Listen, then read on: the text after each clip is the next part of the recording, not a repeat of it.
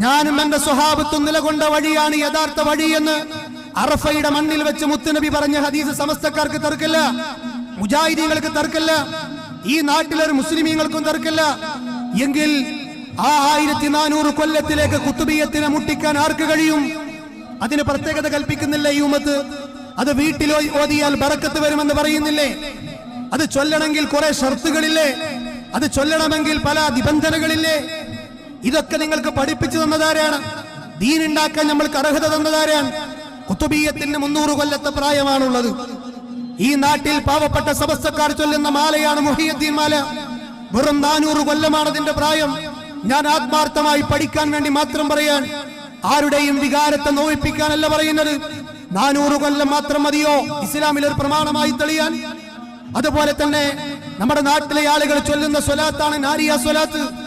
600 കൊല്ലത്തെ പ്രായമാണ് അതിനുള്ളത്.